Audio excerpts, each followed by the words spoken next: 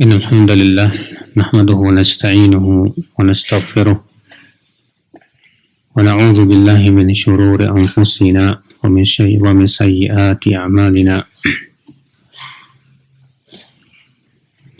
من يهده الله فلا مضل له ومن يضلل فلا هادي له أشهد أن لا إله إلا الله وحده لا شريك له وأشهد أن محمدا عبده ورسوله قال الله تعالى في كتابه الكريم يا أيها الذين آمنوا اتقوا الله حق تقاته ولا تموتن إلا وأنتم مسلمون أما بعد. Kita lanjutkan ayol ikhwah mukhtasar Sahih Muslim ya. Bab fi salatil witr, bab tentang salat witir.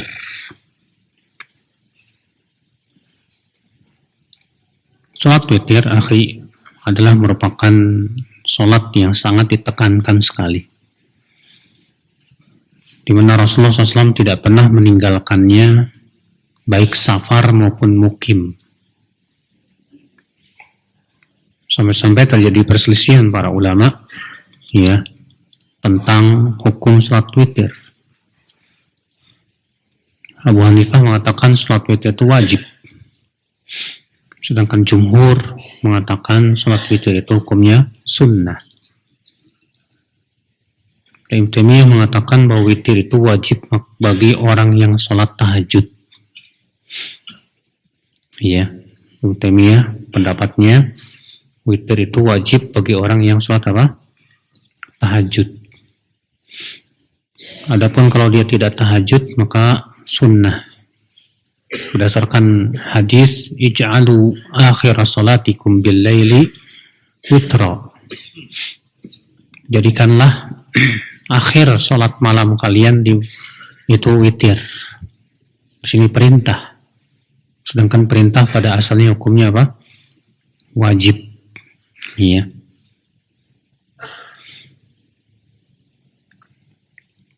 An Aisyah radhiyallahu anha qalat min kulli al-laili qad awtara Rasulullah sallallahu alaihi wasallam min awwalil laili wa awsatihi wa akhirih fantaha witruhu ila as-sahar.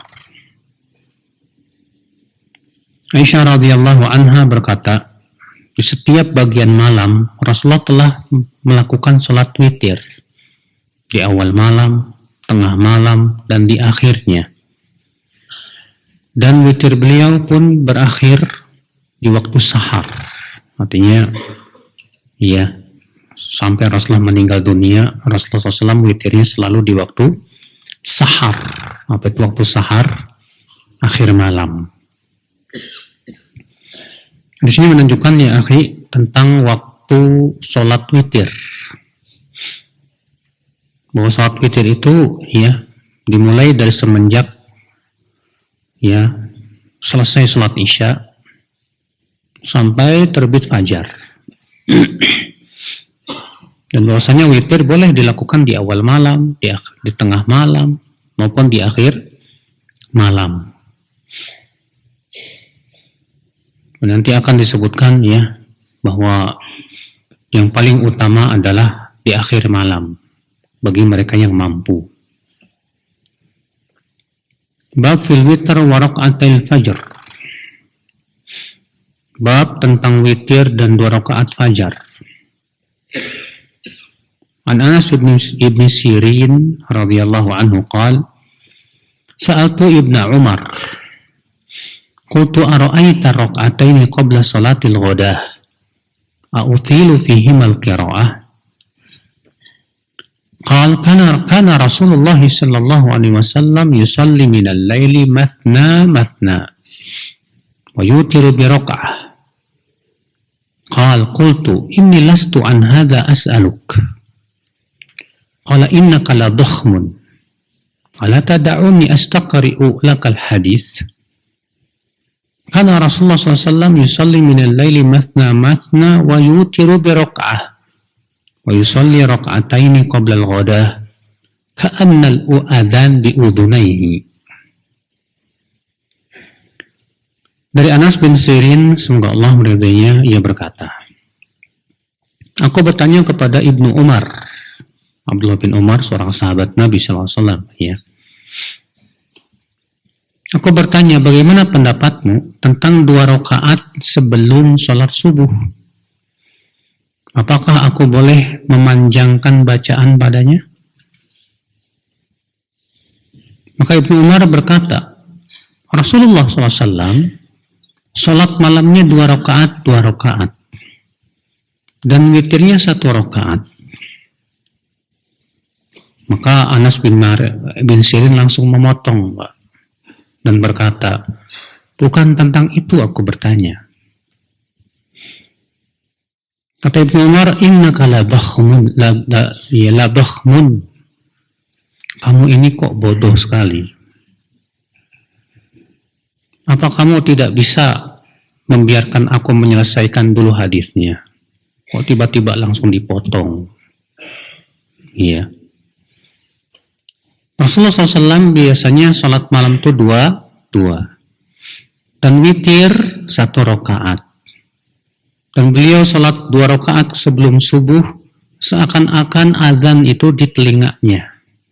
Maksudnya, kata para ulama, ya, isyarat kepada syiddati takhfifiha. Artinya sholat qobliyah subuhnya itu diringankan sekali, Pak. Iya. Hadis ini menunjukkan, ya akhi, adab bertanya kepada seorang alim. Yaitu jangan memotong perkataannya, Pak, sebelum selesai. Ini Anas bin Sirin, ya, bertanya kepada Ibnu Umar tentang 2 rakaat sebelum apa? Subuh, boleh enggak dipanjangkan? Kata Ibnu Umar apa? Rasulullah SAW sholat malamnya 2 dan witir 1 rakaat. Anas bin Sirin langsung motong, bukan itu yang aku mau tanya. Kata Ibnu Umar, kamu ini kok bodoh sekali. Ya, biarkan saya selesaikan dulu hadisnya, baru kamu nanya. Belum selesai, udah dipotong. Iya. Ini adab, Pak. Jadi biarkan dulu. Demikian pula kalau kita berbicara sama teman, biarkan dulu dia bicara. Jangan langsung dipotong. Iya. Selesaikan dulu pembicaraannya, baru kemudian setelah itu kita bicara. Sebab kalau kita potong, Pak, ya akibatnya tadi akan menimbulkan sebuah pemahaman yang salah. Di sini kita ambil faedahnya akal Islam, bahwa hendaknya kita membaca hadis itu jangan sepotong-sepotong, tapi harus semuanya. Mungkin pula kita mendengarkan ceramah ustadz pun jangan dipotong-potong, Pak. Zaman sekarang ini zaman motong-motong, Pak. Iya. Padahal mungkin ucapan sebelumnya masih berhubungan dengan ucapan apa yang dipotong tersebut, sehingga akhirnya memberikan sebuah pesan atau kesan yang salah atau yang aneh. Padahal kalau kita mendengarkan ucapan semuanya, akan tampak kepada kita maksud daripada ucapan si ustadz tersebut. Iya, makanya antum yang kerjaannya motong-motong, iya. Kalau antum mau share, tanya dulu ke ustadznya, ustadz ini potongannya sudah benar belum? Supaya tidak salah paham. Iya. Hadis ini kita ambil faedah yang akhir bahwa salat malam itu pada asalnya 2. Karena Ibnu Umar mengatakan adalah Rasulullah SAW salat malamnya 2. Dan Rasul juga bersabda dalam sebuah hadis yang sahih dari ucapannya, salatul laili matna matna. Salat malam itu 2. Demikian pula Ibnu Abbas pernah bermalam di rumah Maimunah, ya, yang merupakan bibinya Ibnu Abbas dan istrinya Rasulullah SAW. Kata Ibnu Abbas, fasalla rakaataini rakaataini rakaataini rakaataini rakaataini rakaataini summa autar. Maka beliau pun sholat dua, kemudian witir. Adapun hadis Aisyah, Pak, ya, bahwa Rasulullah SAW sholat arba'an, sholat 4. Falatas an husnihinna wa tulihinna. Jangan kamu tanya tentang bagus dan panjangnya. Summa sholat arba'an. Kemudian beliau sholat 4. Jangan kamu tanya tentang bagus dan panjangnya. Summa autaro. Kemudian Rasulullah witir. Dan menurut Muslim, Aisyah mengatakan apa? Karena Rasulullah SAW sholat 11 raka'ah. Raka'ataini. Rasulullah sholat 11 rakaat, 2 rakaat. Kemudian beliau witir. Dan ini hadis saling menjelaskan satu sama lainnya, Pak. Karena ini sama-sama perkataan Aisyah masalahnya. Dan sama-sama sahih. Berarti 4 yang dimaksud di sini apa? 2 kali salam. Iya. Kemudian 4 lagi 2 kali salam. Dijeda dengan istirahat. Iya. Walaupun memang ya, boleh sekali-kali kita sholat 4 rakaat dengan sekali salam. Tapi dengan 2 tahiyat, Pak. Sebagaimana dalam hadis Ali dikeluarkan Ibnu Majah. Rasulullah SAW pernah sholat qabliyah asar 4 rakaat. Iya, dan beliau tahiyat di tengahnya.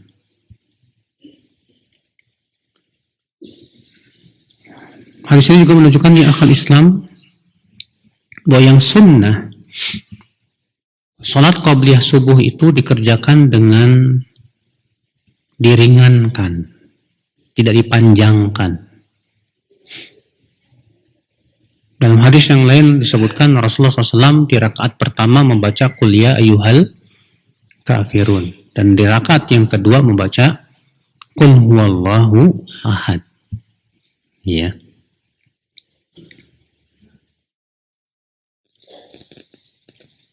Bab man khafa alla yaquma min akhiril lail falyutir awwalah.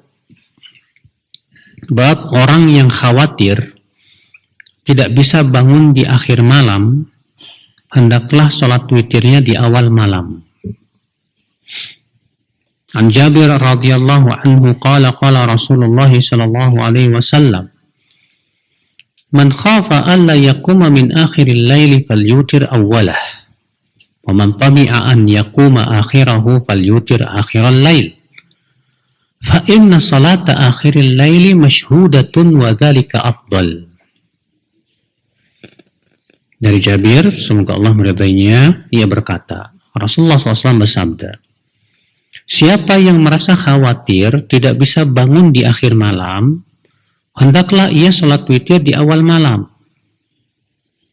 Dan siapa yang dia merasa yakin atau tamak bahwa dia bisa bangun di akhir malam, maka hendaklah ia sholat witir di akhir malam. Karena sholat di akhir malam itu disaksikan dan itu lebih utama. Di sini menunjukkan, Pak, bahwa sholat witir di akhir malam itu lebih utama, Pak, dibandingkan di awal malam. Kecuali bagi mereka yang khawatir tidak bisa bangun di akhir malam. Karena misalnya dia shift 2 misalnya, Pak, kerjanya sampai jam 12 malam. Sehingga tidurnya larut malam, yang dikhawatirkan nggak bisa bangun di akhir malam, maka pada waktu itu lebih baik dia sholat witir sebelum tidur. Di sini juga menunjukkan, Pak, anjuran yang sangat untuk sholat witir. Jadi sholat witir itu sunnahnya sunnah muakkadah, Pak. Sampai Imam Ahmad ditanya tentang orang yang suka meninggalkan sholat witir, apa kata Imam Ahmad? Zaka rajulun su. Itu orang buruk, kata Imam Ahmad. Bab awtiru qabla an tusbihu. Bab witirlah sebelum subuh. An Abi Sa'id Al-Khudri radhiyallahu anhu anna Rasulullah sallallahu alaihi wasallam qala autiru qabla an tusbihu. Witirlah sebelum kamu salat, sebelum masuk subuh. Hadis ini menunjukkan Pak bahwa akhir salat witir itu kalau sudah masuk waktu subuh. Jadi kalau sudah masuk waktu subuh sudah tidak boleh lagi salat apa? Witir. Iya. Bab fadli qiraatil Qur'an fis shalah. Bab keutamaan membaca Al-Qur'an dalam salat. An Abi Hurairah radhiyallahu anhu qala qala Rasulullah sallallahu alaihi wasallam ayuhibbu ahadukum idza raja'a ila ahlihi an yajida fihi thalatha khalifatin 'idhamin siman. Qulna na'am. Qala fa thalathu ayatin yaqra'u bihinna ahadukum fi salatihi khairul lahu min thalathi khalifatin 'idhamin siman.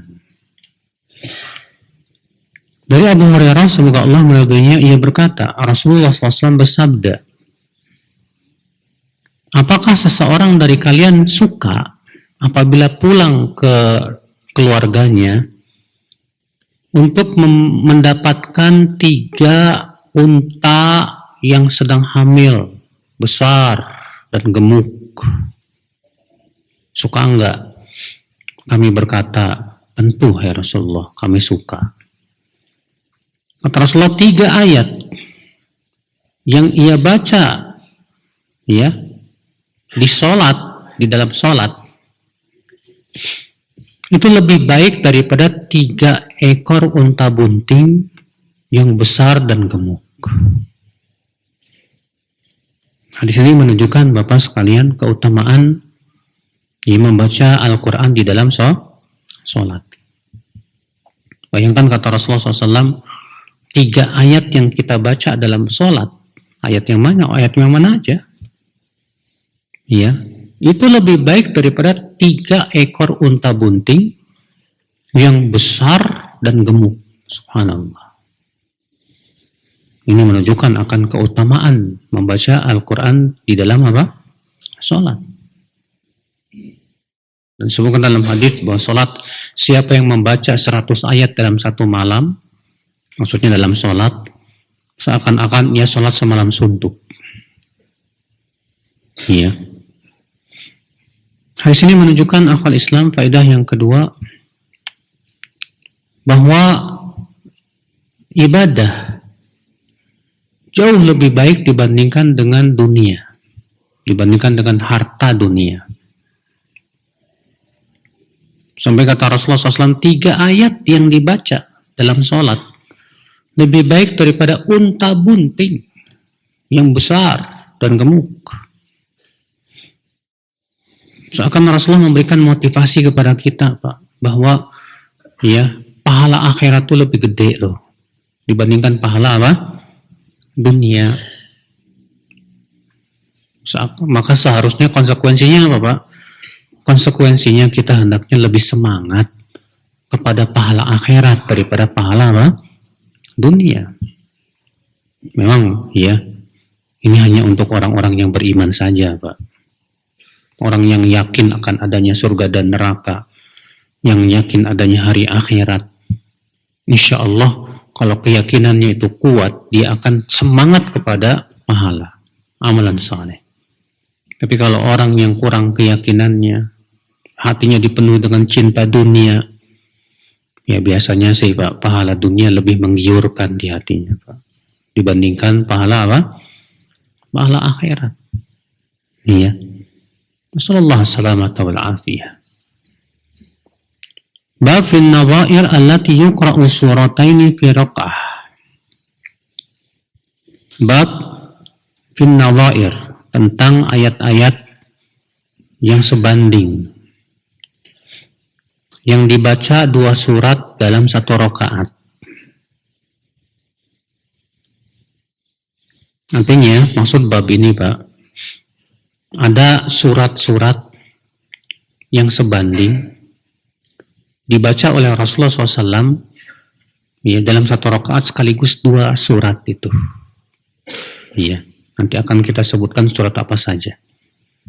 Kita akan bacakan dulu hadisnya. An Abi Wa'il qal ghadawna ala Abdullah bin Mas'ud yawman ba'da ma sallaina al-ghadah. Dari Abu Wa'il itu namanya Syaqiq bin Salamah. Beliau ini tabi'in mukhadram. Kenapa disebut mukhadram? Karena beliau mengalami masa Rasulullah. Ketika Rasulullah hidup, beliau masih kafir. Iya, kemudian masuk Islam setelah Rasulullah wafat. Sehingga periwayatannya, hukumnya hukum tabi'in, dan dihukumi sebagai seorang tabi'in. Padahal dia semasa dengan Rasulullah SAW, namun tidak bertemu. Iya, dan dia masih kafir saat itu. Dari Abu Wa'il ia berkata, ghadawna ala Abdullah bin Mas'ud. Kami pergi kepada Abdullah bin Mas'ud, seorang sahabat yang mulia. Dan beliau salah satu ulama sahabat. Iya. Yauman suatu hari setelah sholat subuh. Fasallamna bil bab. Lalu kami mengucapkan salam di pintu rumahnya. Fa'adzina lana, maka beliau pun mengizinkan kami masuk. Qala famakathna bil babi hunayyah. Lalu kami pun diam di pintu sebentar. Hunayyah itu artinya qalil, sebentar. Qala fa kharajat al-jariyatu faqala ala tadkhulun. Lalu keluarlah seorang budak wanita dan berkata, "Kenapa kalian tidak masuk?" Fadakhalna fa idza huwa jalisun yusabbih. Maka kami pun masuklah kepada beliau dan ternyata beliau sedang duduk bertasbih. Kata-kata yusabbih juga ya, mempunyai makna sholat sunnah. Faqala ma mana'akum an tadkhulu wa qad ya'udhina lakum. Kata Ibnu Mas'ud, apa yang mencegah kalian untuk masuk tadi? Padahal kalian sudah diizinkan masuk.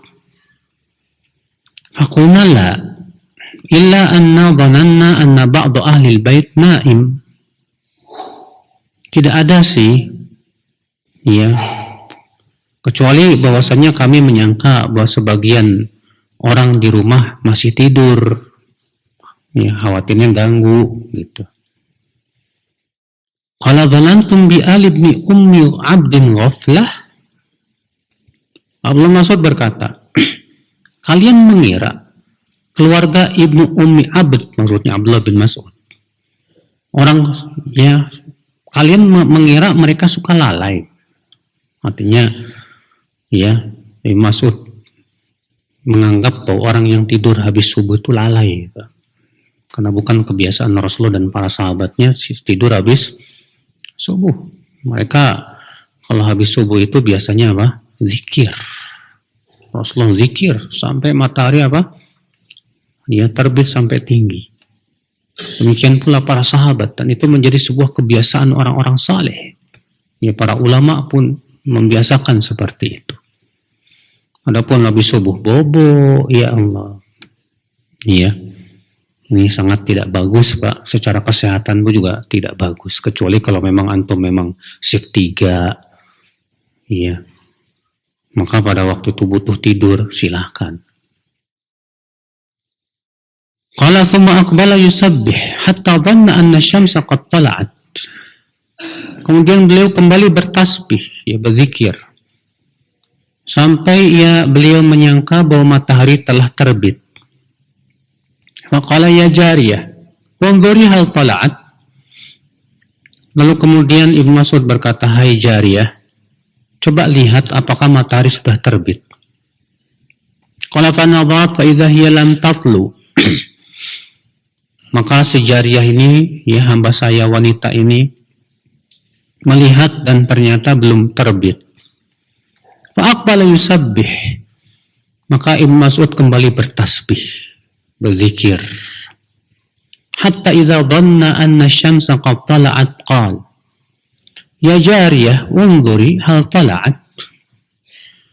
Sehingga apabila Ibnu Mas'ud menyangka matahari telah terbit, ia berkata, "Wahai jariyah, coba lihat, unzuri hal tala'at, apakah matahari sudah terbit?"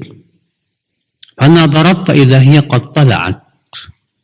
Maka si jariyah ini pun melihat dan ternyata matahari sudah terbit.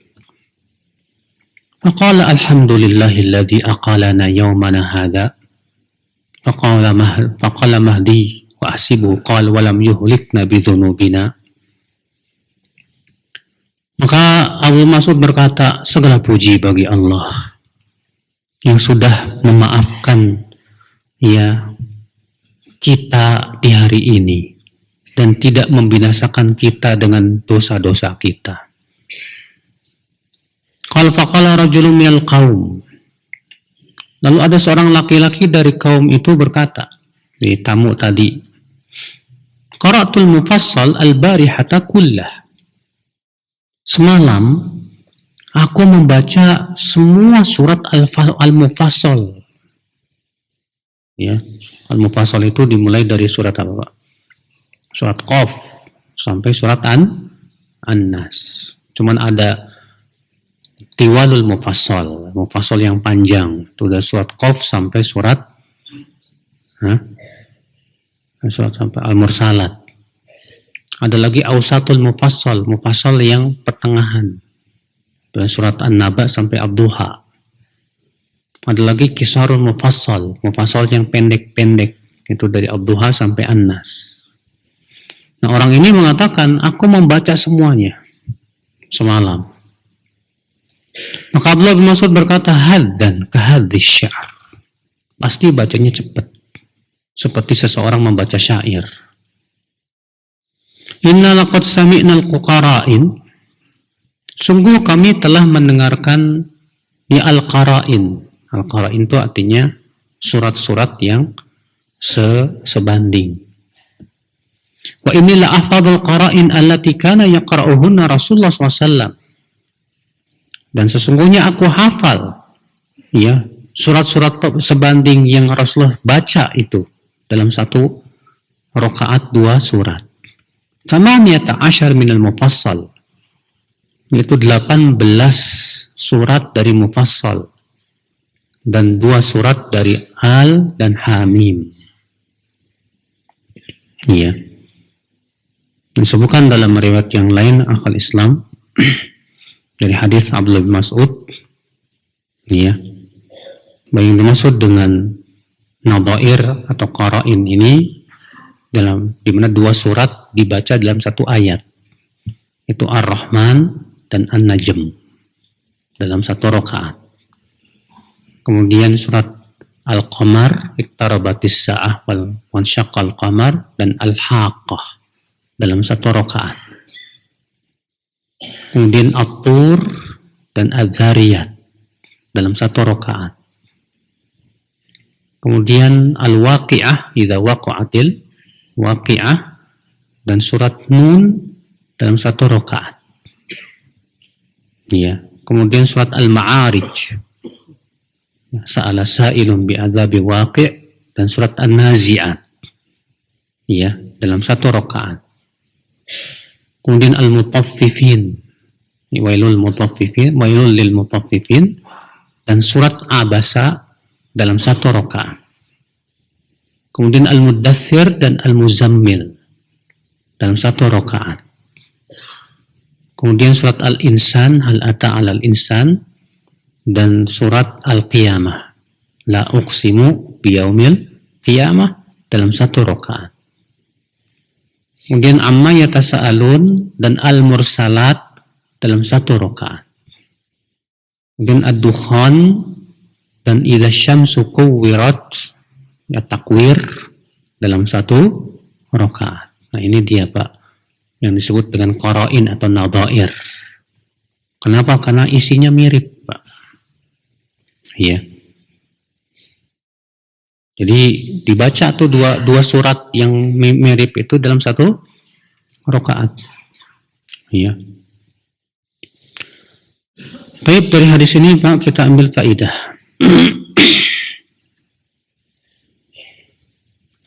Faedah yang pertama,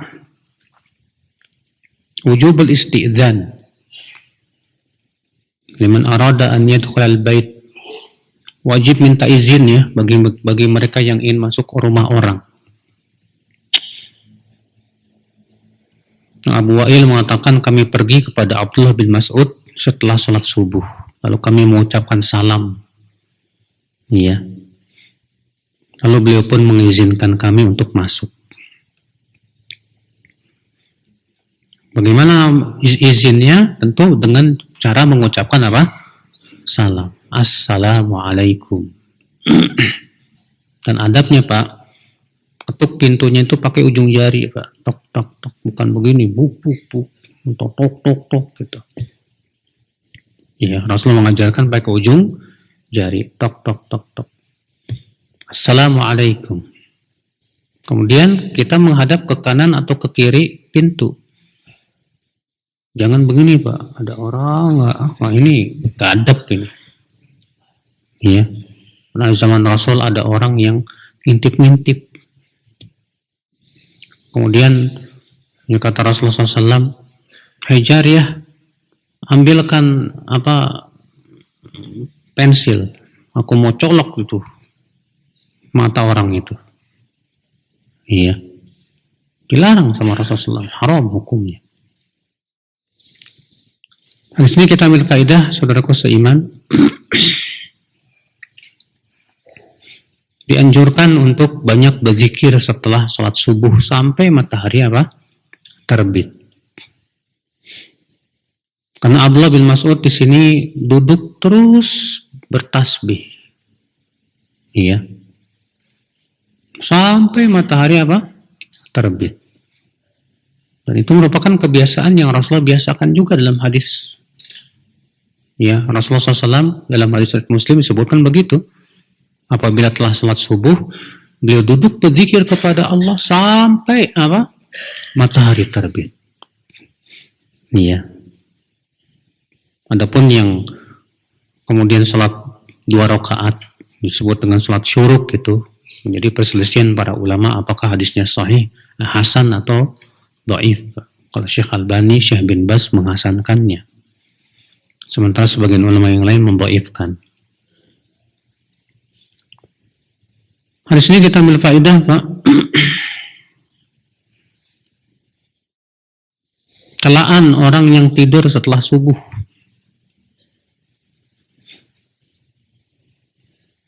Karena ketika Abu Wa'il disuruh masuk ternyata malah berdiri.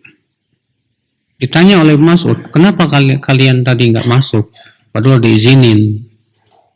Kata Abu Wa'il kami mengira sebagian penghuni rumah masih tidur. Takutnya sih ganggu. Apa kata Ibnu Mas'ud? Kalian mengira keluarga Ibnu Mas'ud lalai. Subhanallah. Iya. Artinya gak boleh mengira seperti itu. Karena mereka orang-orang yang sangat kuat berpegang kepada sunnah Rasulullah SAW. Kebiasaan Rasulullah SAW kalau habis subuh itu zikir sampai terbit matahari, Pak. Baik itu di masjid maupun di mana? Di rumah. Iya. Hari ini kita ambil faedahnya akhal Islam bahwa orang yang berzikir dari semenjak subuh sampai matahari terbit, iya, maka orang ini orang yang sudah diselamatkan oleh Allah. Makanya Ibnu Mas'ud ketika diberitahu sama jariyahnya bahwa matahari sudah terbit, beliau mengucapkan apa? Alhamdulillahilladzi aqalana hadzal yaum yaumana hadza wa lam yuhlikna bidzunubina. Alhamdulillah yang telah memaafkan kita semua di hari ini dan tidak membinasakan kita dengan dosa-dosa kita. Dan ini memberikan kepada kita sinyal, Pak, bahwa dosa itu membuat seseorang itu terhalang dari zikir dan amal kebaikan. Ketika kita habis subuh lebih senang tidur, nah hati-hati, Pak, daripada berzikir. Iya. Ketika kita berat untuk berzikir, beribadah kepada Allah, hati-hati. Nanti kita sudah dibinasakan oleh dosa kita, Pak. Biasanya sih akibat dosa itu, Pak. Makanya kata Ibnu Qayyim, ya al-ma'asi tuhinul qulub. Ya. Maksiat itu membuat hati kita lemah. Sehingga ketaatan itu terasa berat, Pak. Betul. Maka dari itu kalau kita melihat kok saya ini berat sekali mau zikir, mau baca Quran berat, banyak istighfar deh, Pak. Itu tanda ya dosa kita itu. Nauzubillah, nasallallahu salamata wal afiyah. Ya bersyukur kalau kita masih merasakan. Yang musibah itu kalau kita nggak merasakan, Pak. Yang kita khawatirkan itu dosa yang kita lakukan membuat kita terhalang dari husnul khatimah. Nauzubillah. Ya. Hadis ini menunjukkan ya akhwan Islam bolehnya dalam satu rakaat membaca 2 surat atau 3 surat. Ya. Rasulullah SAW dalam hadis yang pernah lewat membaca dalam satu rakaat 3 surat yang panjang sekali. Al-Baqarah, An-Nisa, Ali Imran. Dalam satu rakaat. Nah, di sini menunjukkan anjuran untuk membaca surat-surat qara'in ini, Pak. Ya, yang sudah kita sebutkan tadi. 2 surat yang mirip, ya, yang sebanding, yang dibaca dalam satu rakaat. Yang panjang-panjang sih, Pak. Kalau yang nggak biasa sih ya lumayan. Tapi kalau kita biasakan, insya Allah, masya Allah, bisa. Ya, sebagaimana pepatah, bisa karena apa? Biasa. Kalau nggak biasa, ya susah bisanya. Ya. Bab ma ja'a fi salati Ramadan. Bab tentang salat Ramadan. An Aisyah radhiyallahu anha anna Rasulullah SAW kharaja min jawfil laili fa shalla fil masjid. فصلى رجال بصلاته فأصبح الناس يتحدثون بذلك فاجتمع أكثر منهم. Aisyah radhiyallahu anha berkata, sesungguhnya Rasulullah SAW suatu malam keluar menuju masjid lalu sholat. Di mana? Di masjid, sholat malam. Lalu ada beberapa orang yang sholat menjadi makmum di belakang Rasulullah Sallallahu Alaihi Wasallam. Di pagi harinya orang-orang pada bicara semalam Rasulullah SAW sholat malam berjamaah.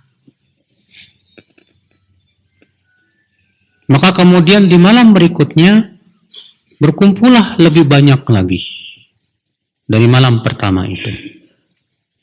Kharaja Rasulullah SAW fil lailati tsaniyah fa sallau bi salatihi. Maka di malam kedua mereka pun ikut bersama salat bersama Rasulullah SAW. Fa asbahan nas yadhkuruna dzalik. Maka semakin tersebar orang-orang membicarakan itu, Pak. Fa kathara ahlul masjid min al-lailati tsalitsah, sehingga masjid jadi penuh di malam yang ketiganya. Fakharaja fasallu bi salatihi. Rasul pun keluar dan mereka pun salat ya mengikuti salat Rasulullah sallallahu alaihi wasallam. Ya, salat tarawih ya. Falamma kanatil lailatul rabi'ah ajazal masjid an ahli. Ketika di malam yang keempat masjid pun sudah tidak bisa menampung karena saking banyaknya orang yang datang. Falam yakhruj ilaihim Rasulullah SAW. Namun di malam itu Rasulullah tidak keluar. Fatafiqa rijalun minhum yaqulun as-salah. Maka beberapa orang di antara mereka ia berkata, salat, salat.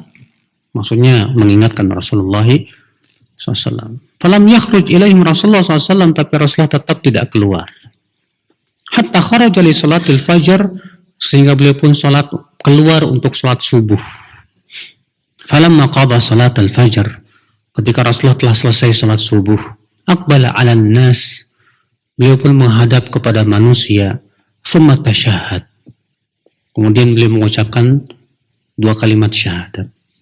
Karena kan disunahkan begitu ketika setelah memuji-muji Allah, kemudian asyhadu an la ilaha illallah wahdahu la syarikalah, asyhadu anna muhammadar abduhu rasuluh. Ya. Lalu Rasulullah bersabda, amma ba'd, fa innahu lam yakhfa alayya sya'nukum al-lailah. Amma ba'd, sesungguhnya ya, keadaan kalian tadi malam tidak tersembunyi kepadaku. Aku tahu itu. Kalian berkumpul tadi malam. Walakinni khasyitu an tufrada alaikum salatul lail fata'jizu anha. Tapi aku khawatir diwajibkan atas kalian salat malam. Dan kalian pun tidak mampu melakukannya. Dan itu terjadi di bulan Ramadan. Iya.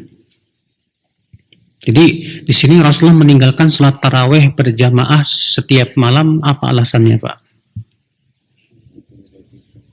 Khawatir diwajibkan. Iya. Dan ini sebuah kaidah yang harus kita pahami loh, Pak. Bahwa sesuatu yang Rasulullah tinggalkan karena ada penghalangnya atau karena belum ada pendorongnya. Lalu ketika Rasulullah sudah meninggal, penghalangnya sudah hilang atau pendorongnya sudah ada, maka boleh dilakukan. Itu tidak termasuk bid'ah. Makanya kemudian di zaman Umar, salat tarawih kembali dihidupkan. Kenapa? Karena penghalangnya sudah tidak ada. Tidak mungkin lagi diwajibkan.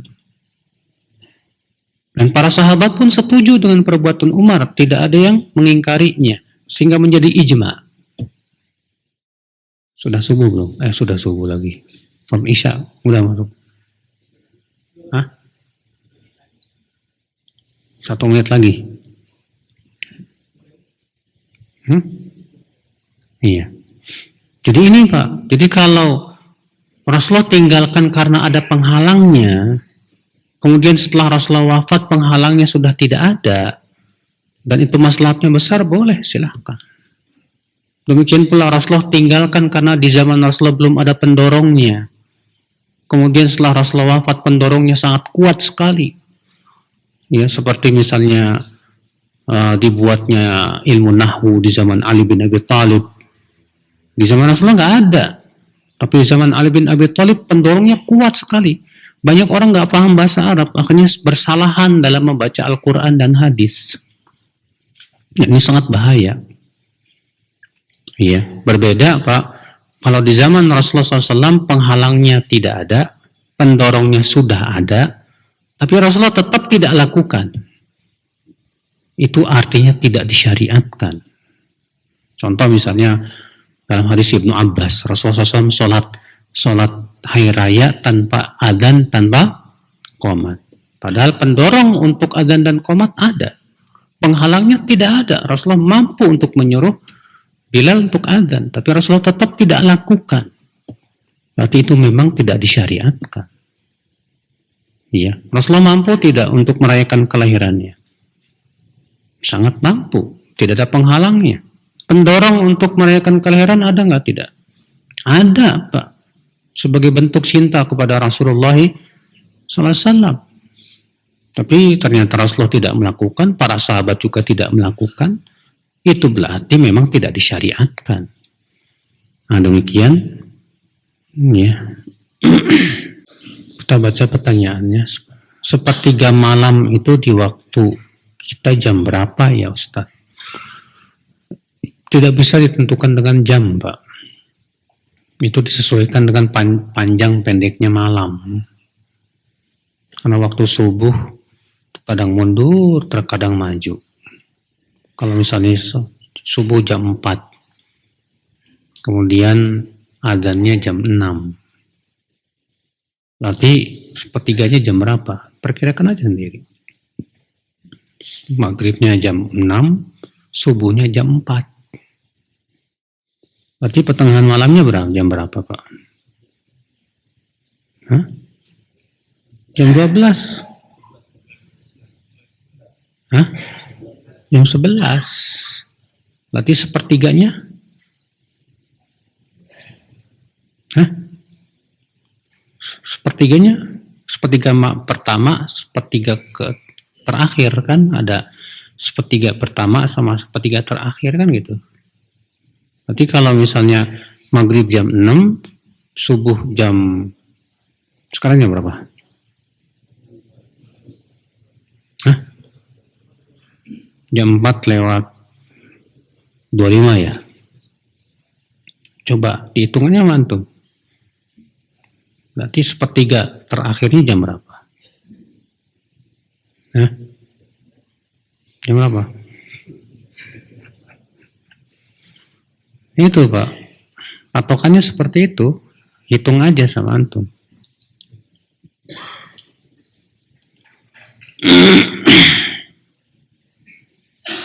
Cara menasihati keluarga yang masih suka melakukan acara-acara bid'ah. Akhi, dakwahi tauhid dulu. Dakwahi tentang tauhid dulu. Pahamkan dulu tentang makna 2 kalimat syahadat. Itu yang paling urgen. Pahamkan dulu tentang akidah yang sahihah. Itu dulu. Setelah itu dipahamkan, baru sedikit demi sedikit dipahamkan tentang kewajiban kita dalam beragama, ya, harus mengikuti Rasulullah SAW.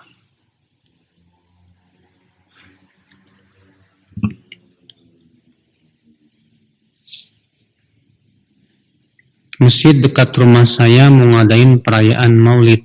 Sikap saya bagaimana? Ya. Wajibkah saya memberikan penjelasan apa ilmu antum? Antum punya ilmu enggak? Mampu enggak menjelaskan? Karena untuk menjelaskan butuh keilmuan yang cukup. Kalau antum enggak punya keilmuan yang cukup, ya udah mendingan diem dulu deh. Atau antum cari artikel ya yang lengkap, ya, atau ceramah-ceramah yang bagus, kirim deh ke grup DKM itu, ya, mudah-mudahan mau denger gitu. Apakah sujud sahwi khusus untuk sholat wajib? Tidak. Sujud sahwi berlaku juga untuk sholat sunnah. Setelah berpisah dengan istri dan dari pernikahan kami dikaruniai 1 anak. Dan anak tersebut ikut mantan istri. Yang menjadi pertanyaan, apakah saya seorang ayah berkewajiban menyediakan tempat tinggal untuk anak yang ikut mantan istri? Misalnya Ustadz mantan istri minta biaya untuk sewa rumah. Sedangkan saya belum ada kemampuan. Nggak ada kewajiban untuk memberikan nafkah kepada istri. Mantan maksudnya ya. Tapi untuk anak, dia dari darah dagingmu, akhi. Iya. Tentu anak tidak akan terputus walaupun emaknya udah antum cerai. Karena statusnya tetap itu anak antum. Maka bantulah. Ya, dari sisi biayanya. Kalau untuk biaya tempat tinggal nggak mampu, setidaknya untuk apa? Makan dia. Untuk kehidupan dia.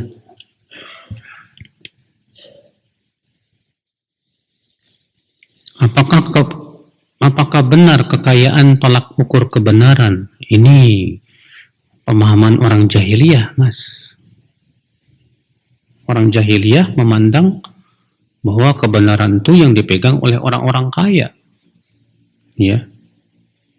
Makanya mereka kaumnya Nabi Syuaib berkata kepada Nabi Syuaib apa? Ma naraka taba'aka illa alladhina hum aradhiluna.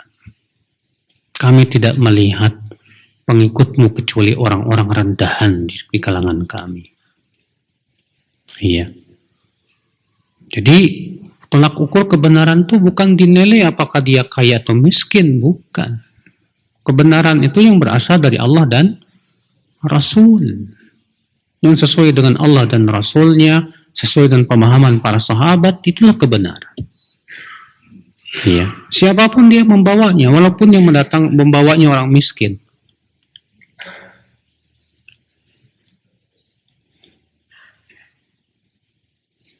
Apakah anak yang meninggal sebelum balik sudah dijamin masuk surga? Kalau dia anak muslim, insya Allah. Karena sebutkan dalam hadis begitu ya. Anak orang muslim, orang Islam itu sudah pasti masuk surga. Yang menjadi perselisihan ulama itu kalau dia anak orang musyrik, anak orang kafir. Ya, sebagian ulama merojihkan ia tetap masuk surga karena dia belum mukallaf. Sebagian mengatakan dia di neraka mengikuti orang tuanya. Sebagian yang tawakuf berdasarkan hadis Allahu a'lamu bima kanu amilin. Allah yang Maha tahu apa yang akan mereka amalkan kalau ternyata dia hidup dan besar. Hanya Allah yang Maha tahu. Diserahkan kepada Allah Subhanahu wa taala. Demikian subhanakallah bihamdik asyhadu an la ilaha illa anta astaghfiruka wa atubu ilaik. Assalamualaikum warahmatullahi wabarakatuh.